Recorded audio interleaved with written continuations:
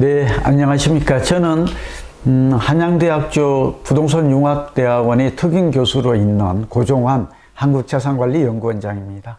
오늘 국가미래연구원에서 다시 또 뵙게 되어서 개인적으로는 흐뭇하고 영광입니다. 오늘 저와 함께 할 주제는 일반적인 주제는 이제 시장 전망과 가치 투자 전략인데, 오늘은 좀 특별히 살집 팔집으로 본 부동산 미래 전략이 되겠습니다. 살집 팔집이라는 책을 이제 지난 5월에 신간을 냈습니다. 내 집은 살집인가 팔집인가, 이 약자고요. 지금 제가 볼 때 우리나라 부동산 경기 시장은 어떻게 보면 매우 오르기 때문에 긍정적으로 보는 사람도 있겠습니다만, 저는 이렇게 가다가는 정말 이 거품이 붕괴될 수도 있고, 또 빈부격차, 자산의 그 불평등이죠. 이런 것들도 가진 자와 갖지 않은 자 간에 이런 문제도 발생할 수 있고, 또 너나 나나 다 돈을 빌려서 지금 집을 구매하고 있기 때문에 소위 가계부채 폭탄이 터질 수도 있는 그런 위기의 시대, 그 위험이 높아지는 시대라고 인식이 됩니다. 이 살집 팔집은 이전에도 강의를 한번 했습니다만, 이미 이 전국의 8,000개 아파트가 가격이 오를지 내릴지를 지표를 통해서, 빅데이터를 통해서, 인공지능을 통해서 판별을 하고, 이걸 이제 등급화하고 추천해 주는, 그러니까 좋은 집인지 나쁜 집인지, 슈퍼주택인지 좀비 주택인지, 또 슈퍼 아파트인지 좀비 아파트를 판별해 주는 애플리케이션이기도 하고, 이 책은 이런 애플리케이션과 한 쌍이죠. 설명을 해주는 것입니다. 그래서 이 부분이 중요한 게, 이제 가격 예측하고, 이제 앞으로의 전망, 또 포트폴리오 전략, 이런 것을 세우는데 도움이 될 것으로 보입니다. 시간이 부족하니까 그럼 준비된 내용을 하나씩 살펴보도록 하겠습니다. 부동산이란 뭘까요? 이거 너무 평범한 질문인 것 같지만 어쩌면 궁극적 질문이기도 하죠. 지피지기면 백전불태라 이런 말이 있잖아요. 백전백승이라고도 하고, 부동산은 종합응용과학이고 의식주라는 말에서처럼 사실은 의식주 문제를 해결하지 않고는 행복에 다가설 수 없다, 이런 말이 있어요. 우리 삶의 필수 재화죠. 그런 면에서 이 주택 문제는 삶의 문제이기도 하고, 또 미래의 문제이기도 하고, 무엇보다도 주거 행복, 노후의 행복과도 직결된다는 점에서 몹시 중요하다고 봅니다. 영국인의 속담에 이런 유명한 격언이 있습니다. 삶의 시작은 주택 마련으로부터, 은퇴의 시작은 모기지론을 갚는 말부터. 이 짧은 문장 하나 속에 영국인들의 주택에 대한 생각과 관행을 읽을 수가 있죠.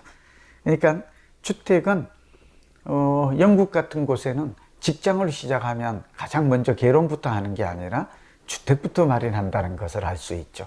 그리고 돈이 없으니까 국가는 그런 사람을 위해서 내 자금이 한 10%만 있으면 한 90%, 80%를 장기조리 융자를 해주죠.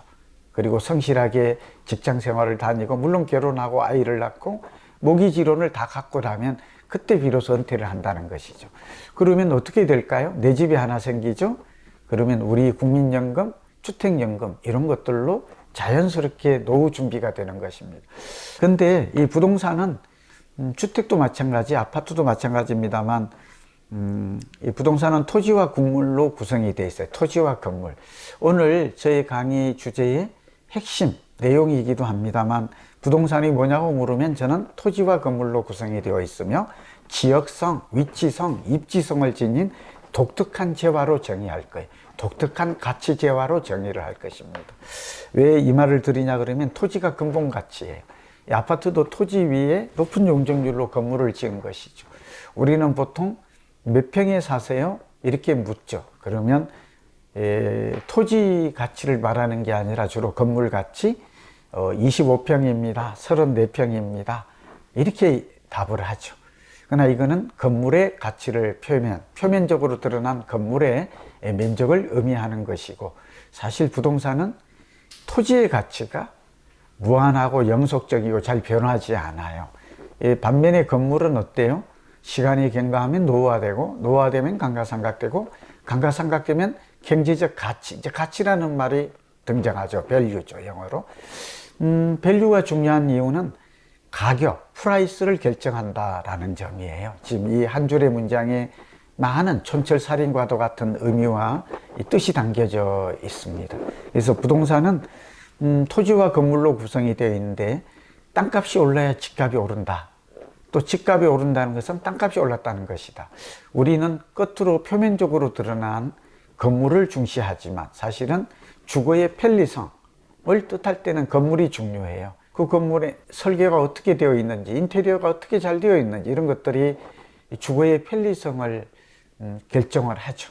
그러나 우리가 가치, 투자 가치를 볼 때는 사실은 토지 가치, 그러니까 대지 지분이 얼마나 되는지, 건물하고 별도로, 그 다음에 땅값이 얼마나 오르는지, 예? 사실은 집값의 미래는 달려 있는 것이죠. 이걸 미래 가치라고 그럽니다. 그러니까 토지 가치는 내재 가치, 건물 가치는 표면 가치, 이렇게 표현을 하고요. 그래서 내재 가치가 꾸준히, 이건 입지 가치와도 연결이 되죠. 토지, 입지니까 집값이 오를지 내릴지, 아파트 가격이 상승할지 하락할지, 여기에 관심이 온통 쏠려 있잖아요. 이걸 알기 위해서는 토지 가치를 주목하라. 가치가 가격을 결정한다. 그리고 부동산은 입지 가치, 이제 주거 가치와 투자 가치가 좀 달라요. 주거 가치란 얼마나 살기 편리한가, 소위 주거의 만족도를 뜻하는, 소위 영어로 보면 리브죠. 주거 환경이라고도 볼 수 있어요. 그런 반면에 투자 가치는 토지 가치와 건물 가치가 중요하다고 얘기했죠.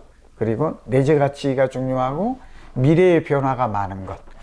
그러니까 예를 들면 앞으로 서울도 보면 강남은 삼성동과 잠실, 그리고 강북 지역도 보면 도시 재정비 사업도 활발하게 진행이 되겠지만 청량리나 서울시, 용산, 여의도, 영등포 이런 지역의 변화가 많을 것으로 지금 예상이 되잖아요. 그러니까 이 지역의 성장 잠재력이 높은 곳이 변화가 많습니다. 이런 것들은 땅값이 올라갈 가능성이 많죠. 예를 들면 성장 지표라고 해서 인구 증가, 소득 증가, 인프라 증가, 그리고 행정계획. 최근에는 지금 녹화하는 날이 6월 10일입니다만 오늘 또 보면 그러니까 여당에서 공급대책이라는 걸 내놓죠. 여기 안산이나 시흥이나 이런 곳에서, 인천 비롯해서 6군데에서 뭐 1,800호를 내놓겠다. 이게 이제 여당이 내놓은 이제 누구나 집에 그런 공급 확대 정책 같은 것들이 나오게 되잖아요.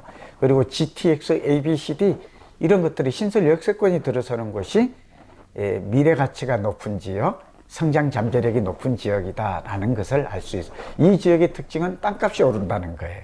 땅값이 오르면 집값이 오르겠죠. 그러니까 우리의 지금 전략과 관련해서 이어지겠습니다만 이런 변화가 많은 신설 역세권이나 재건축이나 재개발이 진행되는 곳을 주목하라. 지금 이런 얘기가 지금 될 수가 있겠죠.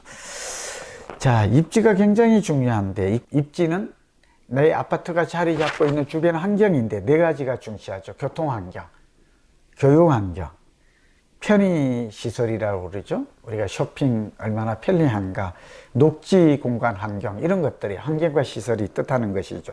교통, 교육, 편의시설, 녹지 공간, 이런 네 가지. 요즘은 미세먼지에다가 코로나 팬데믹 이후에 녹지 시설, 그러니까 산이나 강이나 공원이나 산책로 이런 것들의 필요성이 몹시 높여지고 있죠. 저번에 이제 한강변의 재건축, 오세훈 시장이 새로 신임 시장 취임한 이후에 한강변에 뭐 층고를 완화하고 재건축 재개발을 완화한 활성화하겠다, 이런 내용들도 상당히 의미가 있는 것입니다. 그리고 그런 변화는 시장에 큰 영향을 미칠 것입니다. 자, 부동산은 입지 가치, 투자 가치가 있고, 이 두 가지는 불가불의 관계이나 살기가 좋다고 해서 투자 가치가 높은 것은 아니에요. 예를 들면 강남의 집값이 비싼 이유는, 강남이 살기 좋은 이유도 주거 가치도 높은 것도 있지만 사실은 강남은 살기 좋은 것 외에도 땅값이 많이 비싸요. 그리고 미래 가치, GTX, ABCD 대부분이 강남을 통과하죠. 또 여기에 예를 들면 뭐 신분당선 연장선을 비롯해서 철도가 많이 통과하잖아요. 또 여기에 삼성동 같으면 지하 도시가 되고 또 문화나 이런 여러 가지 변화가 강남은 여전히 많아요. 재건축, 재정비 사업도 있고요. 무슨 말일까요? 부동산은 가치가 가격을 결정하고 이 가치에는 토지 가치와 건물 가치도 있고 사용 가치와 교환 가치도 있고 오늘 주거 가치와 투자 가치도 존재합니다. 이 다양한 가치가 결국 마켓 프라이스, 시장 가격을 결정을 한다라는 걸 알 수 있어요. 그래서 가치는 독립 변수이고 가격은 종속 변수예요. 자, 주거 가치와 투자 가치, 주거의 편리성과 투자의 매력도, 그리고 앞서 지금 미래 가치 얘기했지만 현재의 가치는 현재의 가격에 대부분 반영이 돼 있어요. 90% 이상. 그러니까 현재 역세권에 집을 마련한다면 사실은 상승은 제한적이에요. 그러면 우리의 시각은 어디를 향해야 될까요? 미래 가치. 그러니까 신설 역세권을 주목해야 돼요. 오늘 굉장히 꿀팁이 될 것 같아요. 저는 GTX ABCD 또 신안산선, 뭐 크고 작은 연장선, 1호선, 2호선, 3호선, 4호선 연장선이 많죠. 또 서울시에서는 경전철과 같은 이런 새로운 철도망, 이게 향후 10년 동안 교통의 대혁명이라고 불릴 만큼 교통망이 많이 서울을 비롯한 수도권에 많이 확충이 되죠. 이런 지역을 주목하라. 적어도 개통되기 2, 3년 전에는 이 지역에 집을 산다면 집값이 한 15에서 20%, 23% 정도 상승하는 기쁨을, 그러니까 자산 증식의 기쁨을 누릴 수 있을 것이다. 뭐 이왕이면 그런 곳이 좋겠죠? 이게 미래 가치다라고 볼 수가 있어요. 자, 그 다음에 부동산의 특성인데요. 뭐 이 부분은 부동산은 여러 가지 특성이 있어요. 토지 특성이 있고 특성, 부동산 시장도 특성이 있죠. 부동성이라고 해서 움직이지 않는 특성, 영속성이라고 해서 토지는 지구가 멸망하지 않으면 그대로 존재하는 것이, 무엇보다도 토지는 부증성의 특징, 증가하지 않아요. 서울의 재건축 재개발 없이는 땅을 더 이상 택지를 공급할 수 있는 여력이 없죠. 그래서 오세훈 시장도 재건축 재개발을 활성화하겠다는 정책은 바람직합니다. 그런 정책을 펴지 않았던 정부의 정책도 이사 대책에서 이렇게 전환된 것은 만시지탄이지만 다행한 일이죠. 그럼에도 불구하고 단기적으로는 이 부정성이 집값을 자극시켜요. 그래서 땅값은 어차피 한 2030년, 40년까지 올라갈 수밖에 없어요. 땅값이 오르면 집값이 또 올라요. 그러니까 이 토지의 특징을 잘 이해할 필요가 있겠다. 자, 여러분, 부동산 시장은 일반 시장과 다른 특징을 한 5가지를 가지고 있어요. 부동산의 특징, 부동산 시장의 특성이 있다. 이거 꼭 기억해 두면 좋아요. 뭘까요? 우선 국지적으로 움직여요. 부동산은 입지가 중요하다고 그랬죠? 첫째도 입지, 둘째도 입지라는 말처럼. 그런데 또 중요한 게 지역성이 중요해요. 이 지역이 세분화되어 있어요. 강남이 오른다고 해서 전국이 다 오르는 것은 아니죠. 또 강북도 뒤늦게 움직이잖아요. 이렇게 시장이 세분화되어 있고 국지화되어 있다라는 거. 그 다음에 또 하나가 이 부동산 시장은 상위 시장, 하위 시장으로 또 나누어져 있어요. 이 서브마켓이라고 해서 최상위 시장이 강남 지역의 아파트예요. 이거는 우리나라 최상위 시장에 위치하고 있어요. 저 지방 같은 경우에는 시장이 하위 시장이죠. 그러니까 강남이 오르면 마용성이 오르고, 마용성이 오르면 또 금강구라고 그랬죠. 노도강이 이렇게 오르고, 이게 오르면 또 우리가 수용성이라고 그래서 경기도로 확산되잖아요. 수원, 용인, 이런 식으로 수원, 용인, 성남 이런 지역도로 이렇게 확산이 그렇게 수용성이 올라야 또 안산이나 시흥이나 이런 지역들이 또 의왕 요즘 오르고 있죠. 이렇게 확산이 되는 시장이 상위 시장과 하위 시장으로 세분화되어 있고 계층화되어 있다. 여러분, 이 압구정 그 현대아파트가 최근 들어서 오세훈 시장 이후에 한강변 재건축의 층고 제한을 완화하고 또 용적률을 좀 높여주고 또 활성화하겠다고 하니까 당연히 가격이 많이 막 10억, 20억씩 뛰었어요. 이것도 사실은 부작용이에요. 바람직하지 않죠.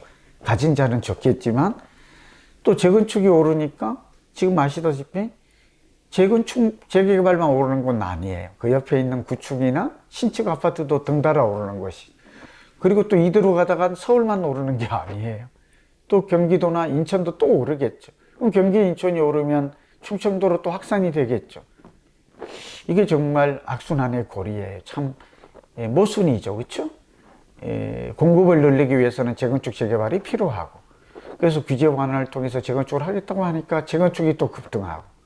근데 실제로 이게 신규 입주 물량으로 우리 앞에 공급이 실질적으로 늘어나기까지는 4, 5년이라는 시간이 또 걸려요. 그때는 공급이 늘어나서 집값 안정에 도움이 되겠지만, 그럼 4, 5년 동안에는 이주 대란이, 그러니까 세입자들이 거의 재건축, 재개발 70%가 거주하고 있는데 이 사람들이 어디를 가죠? 전세 대란이 일어나면 가뜩이나 지금 급등하고 있는, 폭등하는 전월세 가격은 오를 수밖에 없을 것인데, 이렇게 되면 서민들은 또 어디로 쫓겨나야 되죠? 집을 가진 소유자는 좋겠지만 집을 갖지 못한, 가뜩이나 지금 양극화가 되어서 자산의 양극화, 소득의 양극화, 부채의 양극화, 가지지 못한 자들은 부채가 지금 5% 이상 증가했잖아요. 가진 자는 부채가 감소했고 자산이 또 8% 이상 증가했어요. 그러니까 문재인 정부는 결국은 갖지 못한 자를 정부라고 하면서, 결과적으로는 뭐 문재인 정부가 다 잘못한 건 아니지만 여기에 또 부동산이 가장 큰 원인으로 자리 잡고 있는데, 여기서 잠깐 드릴 말씀이, 오늘 그 주제는 아니지만 참 이렇게 서울시나 또 정부도 마찬가지, 정부 여당도 또 젊은이들에게 대출을 완화해 준대요. 그리고 또 대출 완화뿐만 아니라 또 세금도 좀 완화해 줄 그런 움직임을 가지고 있는 게, 집값을 올리는 뭐 시장의 안정과 관련해서 제가 지금 여기 좀 답답한 마음에 여러분과, 이런 일이 벌어지는 이유가 부동산은 지역성을 가지고 있고 시장이 계층화되어 있다라는 것이, 이렇게 보면 강남 집값 잡겠다고 정부가 칼을 빼든 것 자체부터가 애초에 시행착오의 시작점이었어요. 강남 아파트는 그냥 우리가 강남을 잡는다고 해서 다른 지역이 잡히는 게 아니에요. 그들만의 시장이고 최상위 시장이고, 수급 조절의 혼란성, 아까 이런 것들과 관련해서 아까 압구정 신현대 예를 들었는데요. 이게 34평이 30억에서 40억 됐잖아요. 근데 이게 오른다고 해서 주변에 빌라나 이런 것들은 그렇게 많이 오르지를 않았어요. 왜 오르지 않았죠? 아파트의 수요와 빌라의 수요가 달라요. 자, 우리가 그러면 오늘 부동산의 미래 전략을 짜는데 세 가지 도움을 드리고자 한다고 말씀드렸잖아요. 세 가지가 시기 선택, 집을 살 때인가 팔 때인가, 이 앞전에도 한번 했던 것인데 조금 수정할 필요가 느껴져요. 두 번째는 지역 선택으로 갈 거거든요. 어떤 지역? 저는 변화가 많은 미래 성장 지역을 선택하라, 이런 얘기 할 거고요. 세 번째는 지역을 선택했다 하더라도 상품에 따라 다르죠. 주거도 상품. 그러니까 주거도 아파트도 있고 단독주택도 있고 다가구 다세대 빌라 같은 것들도 있고 상가주택도 있잖아요. 그리고 주거용 오피스텔도 있고 주상복합도 있죠. 굉장히 종류가 많아요. 이것들은 각각 특성이 다르고 움직임의 원리가 달라요. 부동산 투자도 성공하기 위해서는 성공 원리, 성공 법칙이 있을까? 있습니다. 결국 공부하고 노력하고 최선을 다하라, 결국 이런 얘기인데, 오늘 또 부동산 문제도 또 그렇다고 말할 수가 있겠어요. 그래서 오늘 적어도 실패하지 마라, 최고를 선택하라, 그런 비법을, 성공 원리, 성공 법칙, 이 세 가지만 알면 부동산에서 부자 될 수 있다. 저는 이런 목표와 비전을 가지고 지금 이 순간 함께 하고 있는 것입니다. 자, 부동산 성공하는 3대 원칙으로 저는 소위 시기 선택, 저점에서 사서 고점에서 매도하라, 이 초등도 아는 내용이죠. 또 조금 한 걸음 더 들어가면 시기 선택, 그래서 무릎에서 사서 어깨에 팔아라. 결론부터 말씀드리면 지금 서울을 비롯한 수도권의 주택 경기는 저는 어깨쯤 와 있다고 봅니다. 이유가 두 가지인데요. 2014년부터 서울, 2013년부터 강남은 올랐고 서울은 2014년부터 본격적으로 올랐거든요. 이제 그래프를 삽입해서 좀 알기 쉽게 보여드릴 텐데요. 그러다 보니까 서울의 집값은 7년, 강남은 8년째 오르고 있어요. 무슨 뜻이죠? 우리나라 집값에 보면 상승 사이클과 하락 사이클이 있는데, 상승하기에는 5 내지 7년 정도 상승을 하고, 굉장히 7년 정도 상승한다라는 것은 굉장히 장기간의 대상승이라고 볼 수 있죠. 그리고 하락할 때는 4 내지 6년 정도 하락하는 사이클이 있어요. 여기서 상승을 하면 계속 10년, 20년 올 것 같지만 최대 7년 올랐다. 그리고 지금은 그 기록을 갱신했어요. 그리고 상승폭이 또 문제가 돼요. 아시다시피 문재인 정부 들어서 통계마다 다릅니다만 40%에서 70%가량 올랐거든요. 굉장히 많이 오른 것이죠. 역대 최대급이에요. 그러니까 최대의 상승기간, 최대의 상승폭. 이건 더 이상 새로운 얘기가 아니에요, 뉴스가. 이렇게 되어 있는 상황이에요. 그러면 앞으로 오른다면 얼마나 오를까요? 머리 정도 남았다라는 게 제가 주관적 생각이 아니라 부동산 경기의 사이클, 부동산에 미치는 10가지 직간접적 요인, 또 버블 이론, 이런 걸 참고하면 그렇게 볼 수 있어요. 그러니까 지금 집을 사면 어떻다고요? 머리 정도 먹을 수 있어요. 추가 상승 여력이. 그러나 머리 먹고 나면 그 다음에 사이클이 어때요? 내릴 때는 머리 이상으로 또 손해를 볼 수도 있어요. 그래서 지금 집을 사는 사람은 신중하기를 원해요. 심사숙고하시고요. 좀 기다렸다. 저는 다음 사이클을 노려라. 앞으로 정부가 32만 호 정도를 공급하겠다. 오세훈 시장도 약 24만 호를 재건축 재개발을 공급하겠다고 해요. 지금까지와는 좀 다른 정책이 공급 확대 정책으로 선회됐다는 점은 긍정적으로 평가를 하고. 무슨 얘기일까요? 부동산 경기 한 2, 3년, 3, 4년 후에는 다음 사이클이 전개될 걸로 보여져요. 그때 저점 매수 기회가 다시 올 수 있습니다. 지금 이렇게 집값이 오르는데 과연 집값이 내리는 때가 올까요? 이렇게 말하지만 사실은 정부 여당이 조금만, 지금 특히 정부가 공급할 수 있는 방법은 무궁무진합니다. 저희의 노래는 그린벨트도 있고요, 용산에 공원도 있고요, 한강변을 또 지하화, 경부고속도로 88 올림픽도로 강변 지하화해서 또 한강을 좀 연결해서, 외국의 사례가 있죠. 얼마든지 할 수 있는 방법이 너무 많아요. 자, 부동산 경기는 2040년, 서울은 2040년, 수도와 수도권이 2030년까지 상승한다. 그러나 매년 오를 수는 없다. 지금은 상당히 고점에 와 있고 변곡점에 와 있다. 지금 집을 사는 것은 머리 정도 남겨두고 있고 막차를 타는 것이며 상투 투자가 되는 것이며, 투자의 리스크, 하락의 리스크도 동시에 존재한다. 지금 산다면 2030년에서 40년까지 오를 걸 보고 사야 되고, 중간에 내리더라도 버텨야 됩니다.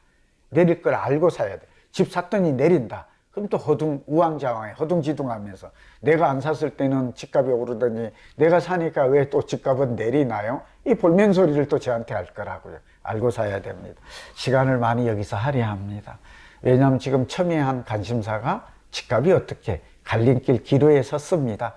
정말 대통령께서 가장 중요한 민생은 주거 안정이다라고 하시고 죽비를 맞았다고 그래요. 근데 정말 저는 많은 깨우침과 반성이 있을 거라고 생각했거든요. 이건 비난이 아닙니다. 답답해서.